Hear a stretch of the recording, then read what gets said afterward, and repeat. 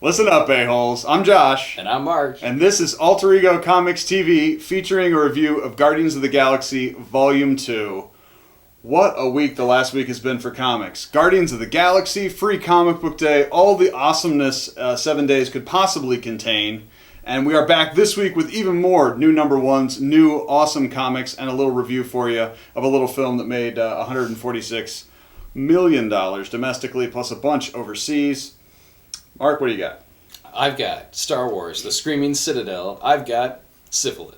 I've got Star Wars, The Screaming Citadel, number 1, written by Kieran Gillen, artwork by Marco Cicchetto. This is the crossover between the Star Wars book and the Dr. Aphra book. This is that's not a prelude. It launches. It's part 1. It's a 5-part storyline, and it's Star Wars meets horror. And it's just fun. It's fun and creepy, and that's what I want in a Star Wars horror comic. Luke teams up with Dr. Aphra to uncover the secrets of an ancient Jedi artifact that may or may not contain the essence, life force, consciousness of a Jedi, and Luke is looking for a mentor at this point. Obi-Wan is dead. He doesn't know about Yoda yet. So he needs some training because he really has no idea what he's doing. So they team up to go visit this queen who emerges once a year to grant a wish, I guess, to grant a request from people that bring her a unique living specimen, so to speak. So Aphra feels that Luke is unique because he is a Jedi and there are no more Jedi, according to anyone. It's just really, really good. Marvel's been talking about this for months and months, and it definitely pays off with this first issue. We get glimpses of Han and Leia and the supporting cast, and it's, as I said, it's going to cross over into the other 2 books for the next 4 parts. This was everything I wanted in a creepy Star Wars book. Great artwork by Marco Cicchetto, which is very anime-esque and definitely contributes to the feel of the book, and you'll understand that when you pick it up and check it out. Screaming Citadel was excellent. I had just the toughest time this week picking a pick. I waffled back and forth, but ultimately I landed on Rocket number 1, written by Al Ewing, with art by someone Gorham, Adam Gorham. See, you know. And this is a new Rocket Raccoon series, curiously timed to tie into a certain feature film. And I had no expectations going in because the last Rocket series I enjoyed initially, but kind of tapered off pretty quickly for me. And I read it out of a sense of duty, and it was amazing. It was not at all the experience I expected. It's almost sort of a noir heist pastiche. You've got a voiceover, almost like a voiceover. You've got text blocks with illustrations, and then intercut with normal comics pages and panels of Rocket doing kind of voiceover, talking about a dame, what wronged him, and past adventures, and getting sucked in, of course, because the bad broad comes back, and he has to pull off a heist, get a group together. It is just remarkably fun and funny and fresh. All the F words. Not that one, though. Yeah, it was great. I loved it. Next up, we're going to hit a couple number 1s as well as some new storylines that you want to check out. Secret Warriors number 1 is out this week. This ties into Secret Empire, written by Matthew Rosenberg, artwork by Javier Garron. And this is S.H.I.E.L.D. agent Daisy Johnson, also known as Quake, assembling a group of Inhumans to take on S.H.I.E.L.D./Hydra. Those Inhumans include Ms. Marvel and Moon Girl and Devil Dinosaur, as well as Karnak the Magnificent, Karnak the Inhuman. Karnak the Creepy. Yeah, Karnak the Creepy. And there is a battle within these pages with our favorite villains of the month, the Wrecking Crew. So you'll want to come back and see the Wrecking Crew again. Where did we see them last time? In Jean Grey. It was Jean Grey first That's issue. Right. Yeah. They're everywhere.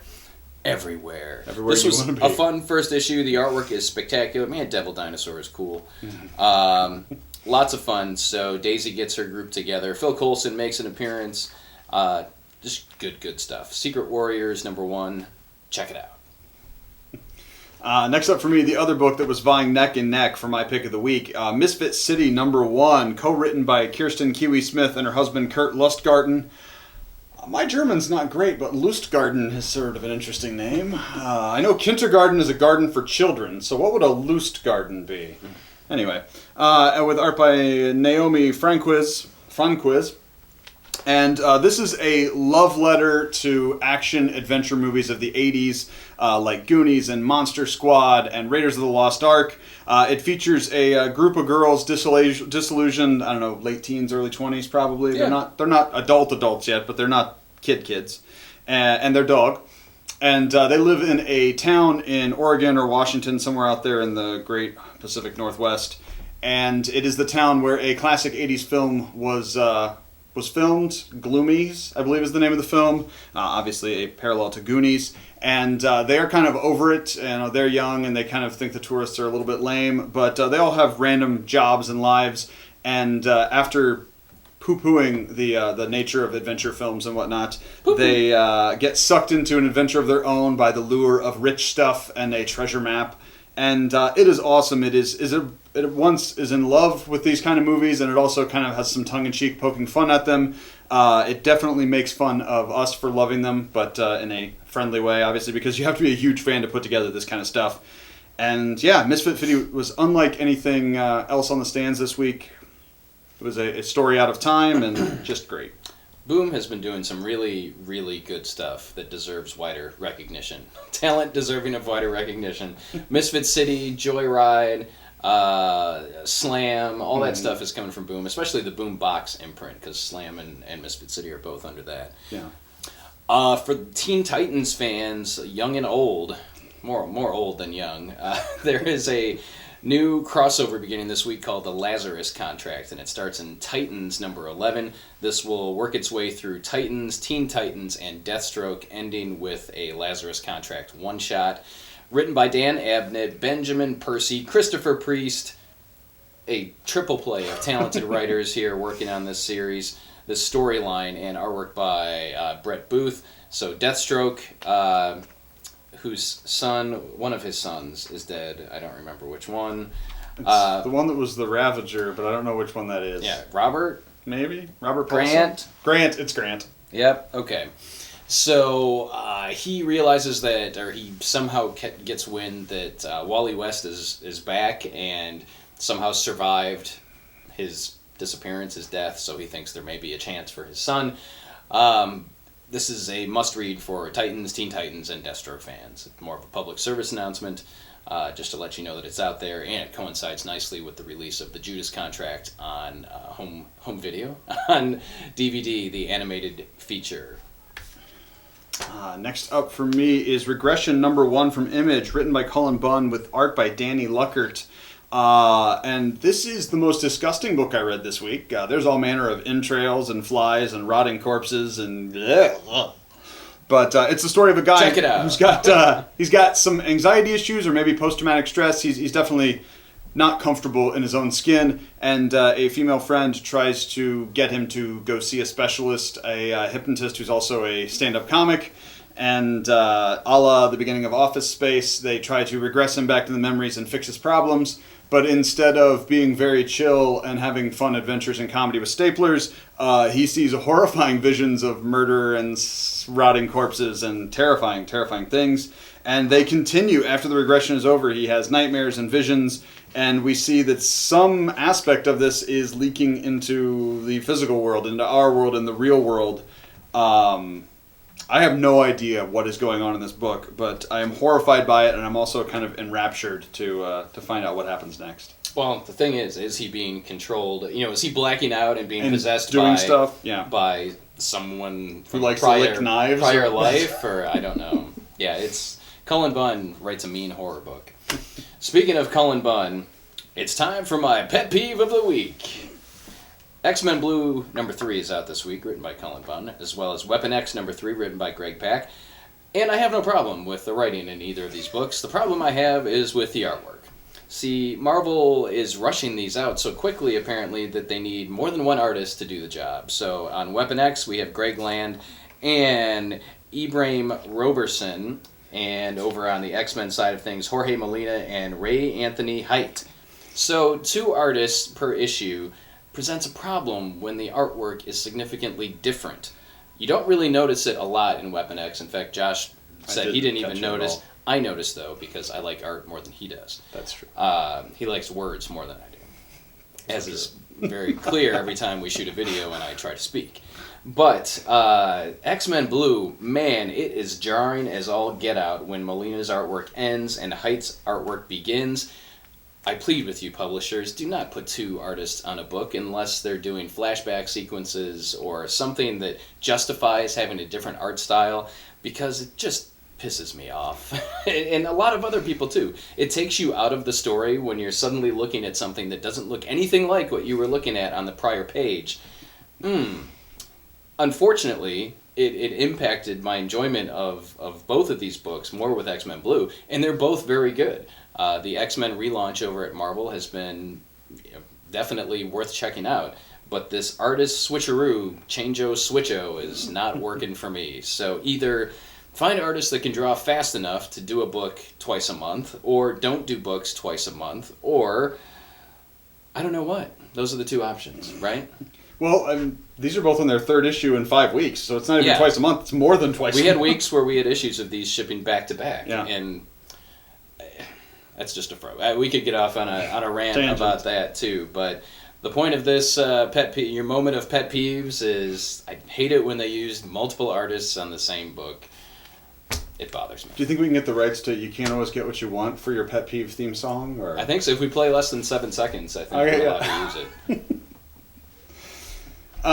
Next up, more of an announcement, just so you know. In graphic novel this week, we've got Jessica Jones, Volume 1 by Brian Bendis and Michael Gaydos. And this is the awesome current Jessica Jones series. It's a great chance to jump in. It also has the dumbest, punniest title ever, Uncaged, because the story arc is about her disillusionment with her marriage to Luke Cage. But A-plus book. Also, the first Jessica Jones trade to actually be called Jessica Jones. Instead of Alias. Yes. And awesome. Yes. Awesome. Indeed. All right, so let's get to the heart of the matter. We're going to do Don Henley songs today. Guardians of the Galaxy Volume 2. You overwhelmingly, and that means 3 or 4 of you, said you wanted us to do a review of Guardians of the Galaxy Volume 2. So that's what we're here to do. And Josh, I'm going to let you take it away. I loved it. Thank you, Josh. Yep, that's it. I went in kind of hoping for Empire Strikes Back, and I got Return of the Jedi. You know, that's not a ringing endorsement, but Return of the Jedi is still a lot better than a whole lot of other movies. It was fun. It had a lot of feelings, a lot of emotional attachment. It had cool action sequences. It had a ton of jokes. It had borderline too many jokes. Like there were points where they wouldn't let any moment of seriousness lie without busting it up, and that's important to do to an extent, but there's a flow, and it maybe made me laugh a little too much, if that's the sort of problem real people have. And it was amazing. I think it was easily the best sequel Marvel movie, and not counting Winter Soldier. Winter Soldier's not really a sequel to Captain America, but I mean Iron Man 2 and Thor 2 and even Age of Ultron, which I liked more than most people, is not as good as Avengers. And I don't think Guardians is maybe as good as Guardians 1, but it's damn close. I'd hate to live on the difference.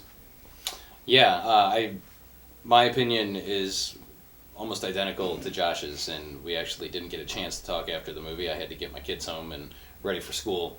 But yeah, felt the same way. Much better than going and expecting Empire Strikes Back and getting Phantom Menace. But the thing that I enjoyed most about it were the characterizations, the character moments. The fact that we had these really powerful moments between Gamora and Nebula, between Rocket and Yondu, between Yondu and Peter, between Drax and Mantis, and just lots of strong personal moments that I think the audience could identify with. Mm-hmm. And you don't always get that in superhero movies because there always has to be so much action and the pace is so fast. And we're still kind of getting to know the Guardians. I mean, we were introduced to all of them. They weren't household names by any stretch of the imagination when the first film came out. And even by the end of the first film, these are people that have only known each other for a very limited amount of time. So you see in Guardians Volume 2 that they're still learning to live with each other. And it's pretty close after the first one. I don't know if you did the math, but when the jump... 3 years is what I give it. Yes, 3 years. It was 2000 2014 is when this yeah. one takes place, which could play into how it eventually interlocks with 2014 is when it took place? Yeah. Did it jump to when it Well, jumped no, at the to beginning, when you see the prequel stuff with young Kurt Russell, which was better than young Picard in X-Men Wolverine, but not as good as young Tony Stark in Age of Ultron or Civil War. Civil War. Yeah. His face just looked so big. It did, and his hair was wavy. Like it was. I mean, his hair was wavy. Farrah It was Fawcett's the hair. 70s. They like took Farrah Fawcett's hair from Charlie's Angels or something. Like Kurt Russell. Yeah, that was in 1980, and then it said 34 years later, which would put it. See, I didn't catch which that. would put it 3 years in the past, so it can't be very long after the original Guardians. Yeah, that's right. Which will again, I think, it has something to do with the way they interlock in the long term. There's always a reason. Also, why Groot is still little, because presumably Yes. plants grow pretty fast. Yeah, you would think. Groot steals the show Yeah. in this one. The opening sequence is fantastic. There's a sequence with Rocket and Yondu in jail, essentially, or in the brig, and Groot has to kind of bust them out. Just, it's fun. Guardians is a very all ages, for the most part. You know, there were some 4-letter words, nothing major, and there was some innuendo, but again, There was some outright. Yeah, they said the word penis. Do you have a penis? You Earthers have hang-ups. Yes. Yeah. But all in all, I think it was enjoyed by all that saw it with us. Worthy entry into the Marvel movie universe. 15 movies. They've done 15 movies. 15 movies since 2008. Yeah. And DC's done... wait, do we still count Green Lantern or not? 2? I don't think we do, because... Yeah, did Green Lantern come out after It 2008? would be Dark Knight, which was also 2008. Dark Knight Rises, then Superman, Man of Steel, Superman. I would Batman. only count Man of Steel and Batman vs. Superman. Well, Dark Knight you liked, but I mean that was No, the I same. know, That was but, contemporaneous. Yeah, it's a different regime, Yeah. kind of, sort of. Yeah. Come on, DC. Get with the program. We may as well comment on it since we're talking about movies and people are kind of all fired up about it on the internet, the Hellboy relaunch. Mm-hmm. I must say I'm disappointed. I like Ron Perlman as Hellboy. I liked what Guillermo del Toro did. I would be curious to see an R-rated movie that those two guys did. But the fact of the matter is scheduling, age, lots of different things could, have prevented that from happening. And I think they did the next best thing in picking a director with kind of a unique vision and going with an actor who's a flavor of the month right now. So, well, I think that's what's getting the movie made. I mean, Guillermo del Toro and Mignola and Perlman have been trying for years to get a Hellboy 3. They haven't succeeded. If these guys, I mean, if it's not going to get made at all, I would rather see the new movie than not see the new movie. I may change that once we see the movie. Well, and I think that's how I feel now. I think it exposes an entirely new generation to Hellboy because those were out 2003, 2005. I mean, I don't even remember. I think it was in 2006 because I worked here. But the sequel came out. It was right after the store opened. Right after the store opened. So, there are people that just aren't familiar with it, and I've tried to show my kids the Hellboy movies before, and they just don't really have any interest. I think they were hamstrung by budget and some other things, and technology has advanced so much now that I think we're going to see, hopefully, a really amazing Hellboy movie. And Hellboy needs to be rated R. It does. Hellboy's a rated R movie. It doesn't need to be Deadpool, but somewhere between Logan and Logan and Deadpool are kind of almost in the same thing. Yeah, in terms of, I mean, they're for different reasons, but they're both pretty heavy. But I think that there's a lot of potential with that. Ultimately, like Josh said, we're going to get a new Hellboy movie, which is good news. Am I a little bit sad for Ron? I'm very sad for Ron Perlman because he poured his heart and soul into that character and had worked for a long time to get a third movie made. But, it is what it is. Hollywood's a fickle beast. It's true. So there you have it, folks. A jam-packed episode of comics, movies, and my pet peeves. My pet peeve of the week. So is the multiple artist thing just me? How do you feel about that? Let us know in the comments below. Share your opinions on the new Guardians movie. And we can do all this over in our private Facebook group, and Comics Are Awesome. Continue the conversation. It's a little more interactive than just commenting on a YouTube video. We do appreciate it if you give us a thumbs up on this video. Get it in front of more people. And what else? Episode 300, right around the corner. Continue to share your opinions on what you'd like to see in episode 300. We've gotten some. Looking for some more. Guide us. We do this for you. So tell us what you want to see, and we'll do our best to make it happen. Right? That's right. All right. That's it for this week. Go get some new comics. We'll see you soon. I'm Mary Poppins, y'all!